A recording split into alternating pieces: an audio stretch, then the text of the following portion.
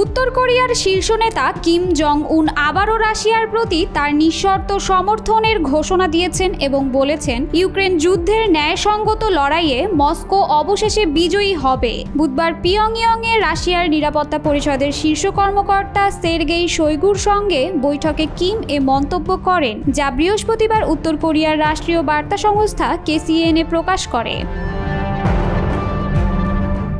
এদিকে যুক্তরাষ্ট্রের সঙ্গে এই দেশগুলোর সম্পর্ক কোনো কালেই ভালো ছিল না। সমরবিদদের মতে আলাদা আলাদাভাবে চীন, রাশিয়া কিংবা উত্তর কোরিয়ার চেয়ে সব দিক দিয়ে এগিয়ে রয়েছে যুক্তরাষ্ট্র। অর্থনৈতিক সমৃদ্ধিতেও বিশ্বসেরা ওয়াশিংটন। তবে তিন দেশের সম্মিলিত শক্তির কাছে যুক্তরাষ্ট্র যথেষ্ট দুর্বল হয়ে পড়বে। কৌশলগত নতুন রাজনীতিতে এখন একই জোটবদ্ধ যুদ্ধই জমে উঠেছে এবং মোড়লগিরিতে তারাই ক্যাপ্টেন ব্যাজ পাবে যারা এই জোটবদ্ধ কৌশল অংশ হবে। এই ঈদে জামা জুতো অ্যাকসেসরিজের ডিসকাউন্ট।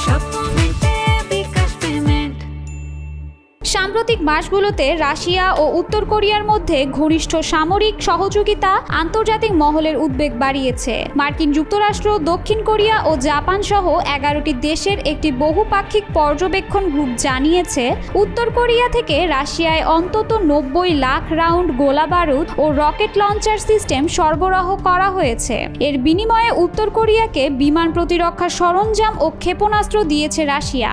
এছাড়া রাশিয়ার রাষ্ট্রীয় বার্তা সংস্থা জানিয়েছে উত্তর কোরীয় সেনাদের অবদান স্মরণে কুরস্ক অঞ্চলে একটি স্মারক নির্মাণ ও অঞ্চলটি পুনর্গঠনের বিষয়ে কিম ও শোইগুর মধ্যে আলোচনা হয়েছে।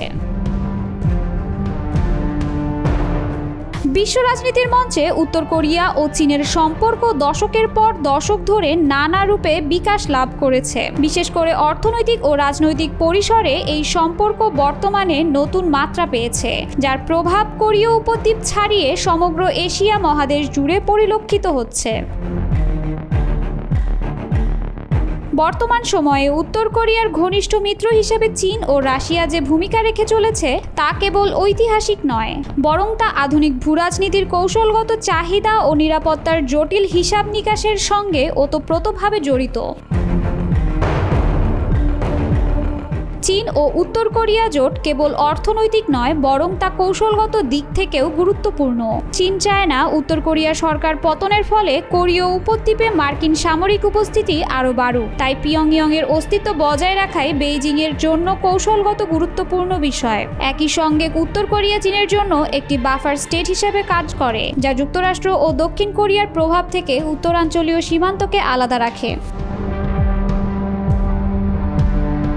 বিশ্লেষকদের মতে চীন একদিকে জাতিসংঘের মাধ্যমে উত্তর কোরিয়ার পারমাণবিক কর্মসূচির সমালোচনা করে, আবার অন্যদিকে পারদর্শিতার সঙ্গে পিয়ংইয়ংকে একঘরে হয়ে পড়া থেকে রক্ষা করে। ডিপ্লোম্যাট ও ফরেন পলিসির বিশ্লেষণ অনুযায়ী এটি চীনের দ্বিমুখী কৌশলের অংশ, যার মাধ্যমে তারা অঞ্চলটিতে ভারসাম্য রক্ষা করতে চায়। অন্যদিকে বিশ্লেষকদের মতে উত্তর কোরিয়ার সরাসরি সামরিক সহযোগিতা এবং কূটনৈতিক সমর্থন মস্কোর জন্য যেমন কৌশলগত সুবিধা বয়ে আনছে, তেমনি তা আন্তর্জাতিক ব্যবস্থা কে চরম চ্যালেঞ্জের মুখে ফেলছে।